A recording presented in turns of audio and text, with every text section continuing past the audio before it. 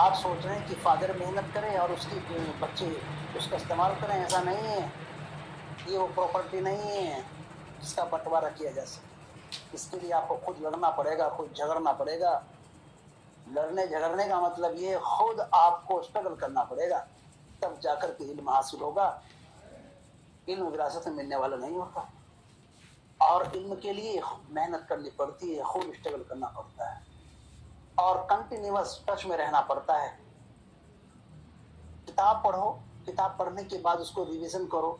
बार बार जितना रिवीजन करते रहेंगे आप, तो आपके दिमाग में हर टॉपिक आता रहेगा, और जब एग्जाम का टाइम आएगा तो उस एग्जाम के टाइम में आकर के आपको रिवीजन इस हिसाब से आपका रिवीजन हो जाएगा कि पेज पलटते जाओ, रिवीजन करते जाओ।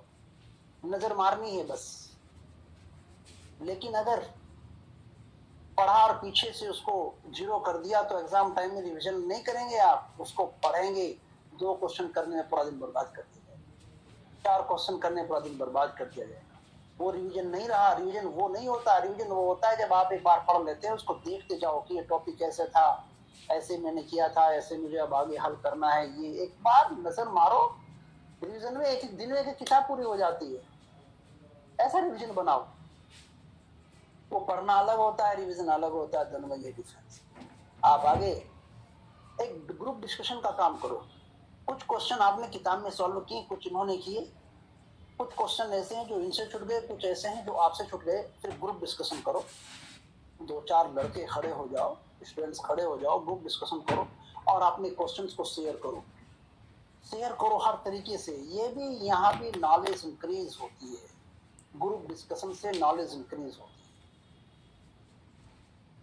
और बोल करके याद करो, साइलेंट माहौल में बैठ करके याद करो। शोर शराबा हो रहा है, पढ़ाई कर रहे हैं तो आप कुछ याद नहीं कर पाओगे, कुछ नहीं पढ़ पाओगे साइलेंट माहौल में।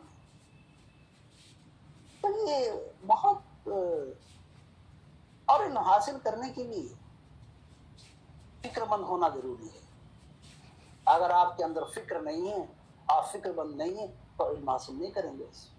ऐसा नहीं किताब आज पढ़ी और अपना 4 दिन के बाद फिर पढ़ेंगे, ऐसे नहीं होगी मेहनत, ऐसे नहीं होगी पढ़ाई। एक टाइम सेट कर लो कि मुझे इस टाइम में पढ़ना है, कुछ भी हो पढ़ना है। तो आप हर काम को आगे पीछे करके उस टाइम को सेट करो और उस टाइम पे पढ़ो। इतना तक फिक्र नहीं होगी तो आप नहीं पढ़ पाएंगे। कुछ बच्चे कहते हैं सर मुझे नींद बहुत आती है। एक लड़की बोल रही थी कि नींद बहुत आती। नींद नहीं आती ऐसे। कौन कहता है ऐसे नींद?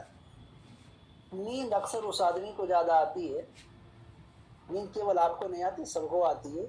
नींद अक्सर उस आदमी को ज्यादा आती है जो फिक्रमंद नहीं होता, जो लाइफ में सीरियस नहीं होता, जिसका कोई अपना जिसका कोई अपना टारगेट नहीं होता।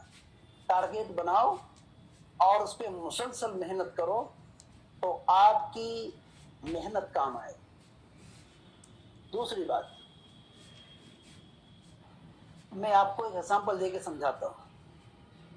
आप कहें फिक्रमंद कैसे होते हैं? फिक्रमंद का एक तरीका मैं आपको बताऊँ। सपोज करो कि आपकी आज रात 2 बजे ट्रेन है या कोई फ्लाइट है, आपको सफर में निकलना है रात को 2 बजे, और अलार्म लगा के आप पढ़ गए कि मुझे 2 बजे से पहले 1:30 बजे के आसपास उठना है। तो मैं कहूंगा अलार्म बजे या ना बजे, लेकिन आपकी आंख 2 बजे से पहले पहले कई बार खुल जाएगी, क्योंकि आपके अंदर फिक्र है।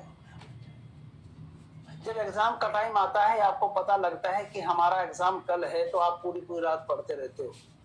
आपको फिक्र है कल एग्जाम है, टाइम भी निश्चित है, कल एग्जाम है। निकल गया तो निकल गया। आप खुद एग्जाम्पल अप्लाई कर रहे हैं, लेकिन वहां नॉलेज, आपका दिमाग वहां नहीं लगता। जब फिक्र हो किसी काम को करने की तो नींद भी हराम हो जाती। तो इसलिए मेरी आप तमाम बच्चों से एक अपील है कि अपने आप को फिक्रमंद बनाएं और फिक्रमंद करें, अमल करें। जब आप अमल करेंगे तो अमल करने से आपका इल्म इंक्रीज होगा, आपकी नॉलेज बढ़ेगी। कोई भी अचीवमेंट हो कुर्बानी मांगती है, कितना भी बड़ा अचीवमेंट हो, कितना भी छोटा अचीवमेंट हो, कुर्बानी मांगती है, डेडिकेशन मांगती है। अगर ये हमारे पास डेडिकेशन नहीं है, अगर खुद को डेडिकेट आप नहीं कर पाए, तो अचीवमेंट की बस ख्वाब देखते रहना, ख्वाब देखते रहना। और ख्वाबों से अचीवमेंट अगर मिला करते ना, तो सभी इंसान ख्वाबों से आगे पहुंच गए। लेकिन ऊपर वाले ने, अल्लाह तबारक व तआला ने उस इंसान को नवाजा है जो मेहनत करता है, उसको नवाजता भी है। और इल्म आपने मेहनत करके इल्म हासिल किया, 2-4 साल आपने ना पढ़ा ना पढ़ाया, आपका वो इल्म भी बेकार हो जाएगा। क्योंकि जहां इल्म की कदर नहीं होती, जहां एजुकेशन की, शिक्षा की कदर नहीं होती, जो इसकी बेकदरी करता है, ऊपर वाला इस इल्म को छीन लेता है। इल्म उसी को ऊपर वाला अता करता है जो मशक्कत करे, मेहनत करे, उस पर मुसलसल उस पर काम करे, कंटिन्यूअसली काम करे, तो वहां इल्म रहता है। और इल्म रुकने वाली चीज नहीं होती, एक जगह स्थिर रहने वाली चीज नहीं होती। इसका इस्तेमाल नहीं करोगे तो घट जाएगा, कम हो जाएगा, अचानक निकल के नहीं भागता। इस्तेमाल नहीं करोगे तो कम हो जाएगा, अगर बिल्कुल भी इस्तेमाल करना बंद कर दिया तो खत्म हो जाएगा। लेकिन आपने अगर मुसलसल आप अपनी नॉलेज का इस्तेमाल करते रहे, आप सपोज किसी किताब को पढ़ाते हैं और वो किताब आप 2-4 साल ना पढ़ाएं तो आपको बड़ी दिक्कत होगी। आपको कंटिन्यू संपर्क में रहना है। फिर क्या करोगे, जब पढ़ाने जाओगे, लेक्चर देने जाओगे, एक बार देखा, अच्छा बस चलो, क्योंकि सब चीजें आपकी पहले से ही सेव दिमाग में है। आपको तो एक रिदम चेक करना है कि हाँ इस वे में मुझे पढ़ाना है, बस। कितना भी छोटा टीचर हो, कितना भी बड़ा टीचर हो, जब लेक्चर में जाता है वो खुद अपनी तैयारी करके जाते हैं, बहुत अच्छे से पढ़ के जाते हैं। अब तो एआई का जमाना है, एआई का जमाना आ गया, बड़ा एक्सपर्ट रोल अदा कर रही है एआई। अब देखो, क्वेश्चन ऐसे ऐसे पुटअप किए जाते हैं कि टीचर को किताब इतना पढ़ना पड़ता है, इतना पढ़ना पड़ता है, ताकि वो सॉरी, ताकि वो बच्चों को हर तरह से संतुष्ट कर सके। मेरी आप बच्चों से, तमाम स्टूडेंट से, तमाम तलबा से यही एक रिक्वेस्ट है कि पहले पढ़ाई का मिशन जो होता है, पढ़ाई का मिशन सिर्फ ये होता है कि एक अपने आप को बेहतर, समझिए, ध्यान से सुनिए। पढ़ाई का मिशन अपने किरदार को बेहतर करना, अपनी नॉलेज का इंक्रीजमेंट करना। जब ये चीजें आपके पास आएंगी, लोग आपको आदर्श मानेंगे, अच्छा समझेंगे, और वो बच्चों को आपकी कहानी सुनाएंगे कि देखो उनका लड़का, उनकी लड़की क्या बहुत मेहनती है, और तुम भी ऐसे पढ़ा करो, बहुत मेहनत करता है। वो तभी आदर्श मान रहे हैं आपको, उनको आपका पता लगा कि हाँ लड़का मेहनती है, फालतू किसी से बात नहीं रखता, अपने काम से काम रखता है। और जब किसी भी काम को आप कंटिन्यूअस करेंगे तो ऊपर वाला आपको अता करता है। यही ऊपर वाला भी आपका डेडिकेशन चेक करता है कि इस बंदे के अंदर डेडिकेशन अगर है तो ये किस लेवल तक डेडिकेशन रख सकता है और किस लेवल पर जाकर अपने डेडिकेशन को छोड़ सकता है। बहरहाल बातें बहुत हो गई और इतनी बातें करना भी, अब छुट्टी का टाइम भी आपका हो गया, लेकिन आज फ्री टाइम में मैंने थोड़ा सा आपको ये बातें बताई हैं कि आप इन बातों पर जरूर अमल करें और जिंदगी में अच्छे से अच्छे मुकाम हासिल करें।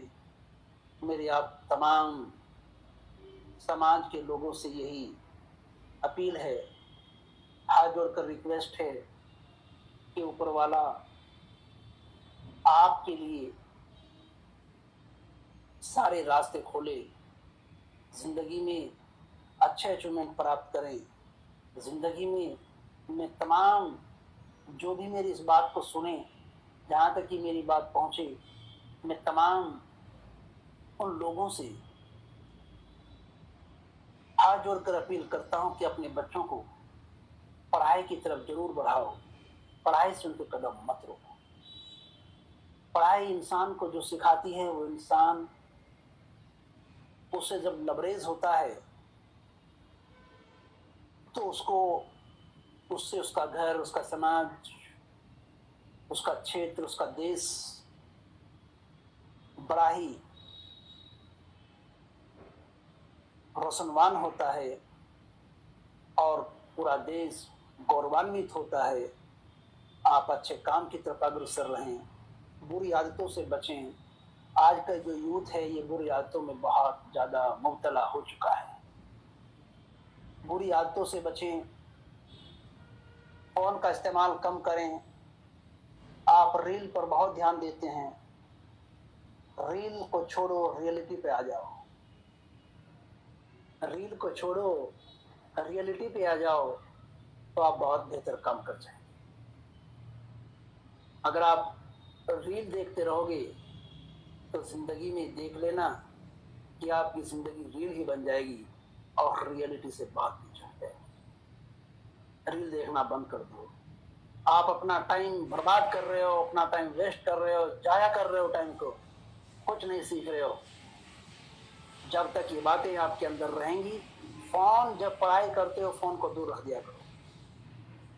इतना तक आप फोन को अपने पास रखोगे, आप बेहतर पढ़ाई नहीं कर पाओगे। किसी का एसएमएस, किसी की कॉल, किसी का कुछ ऐसे आता रहेगा। ये आपका पढ़ाई में ये बहुत बड़ी बाधा उत्पन्न करता है। बाधा इतनी बड़ी उत्पन्न हो जाएगी कि आप खुद कहेंगे कि हम 4-4 घंटे पढ़ते हैं, याद नहीं होता। वो होता ऐसे ही है क्योंकि आपका माइंड जहाँ कंसंट्रेट होना चाहिए था, जिस जगह पर कंसंट्रेट होना चाहिए था, उस जगह पे आपका माइंड कंसंट्रेट नहीं है।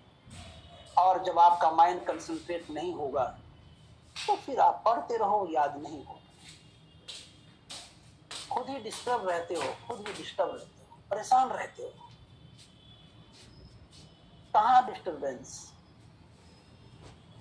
जो इंसान खुद ही डिस्टर्ब हो रहा है, उसको चाहे किसी भी तरह, किसी भी क्वाइट एरिया में लेकर चले जाओ, किसी भी सुनसान जगह में लेकर चले जाओ, जो इंसान खुद डिस्टर्ब है वो डिस्टर्ब ही रहेगा। डिस्टर्बेंस अपना कम करो, इसको हटाओ, खत्म करो बिल्कुल। जो भी आप पढ़ाई करें, आपको लगे कि मेरे से टॉपिक नहीं हो रहा है, ये इसका मीनिंग में नहीं समझ पा रहा हूँ, उसको डायरी में नोट करें। जब भी फोन इस्तेमाल आप करो 2, 3, 4, 5 घंटे के बाद, तो उन टॉपिक्स को सबको फिर वहां नेट पे चेक कर लें कि हाँ ये मेरे सवाल थे, ये मेरे से नहीं हो पा रहे, उनको नोट करते जाओ। अगर नोट करके फिर आप रील में घुस जाओगे तो फिर उस सवाल को भूल जाओगे, फिर रील में चले जाओगे, रियलिटी भूल जाओगे, रील में चले जाओगे, रियलिटी भूल जाओ। तो इसलिए रील को छोड़ो, रियलिटी में आ जाओ। ये मेरी आप तमाम बच्चों से रिक्वेस्ट कर रहा हूं मैं आपसे। जियो और जीने दो। अपने आसपास का माहौल भी सही करना हम सबकी जिम्मेदारी है। हम सामाजिक प्राणी हैं। समाज में किसी के साथ अत्याचार होता है, वहां हमें खड़ा होना चाहिए। हम नहीं खड़े होंगे तो क्या दूसरे ग्रह से कोई और प्रजाति आएगी? खड़ा तो हमें होना पड़ेगा।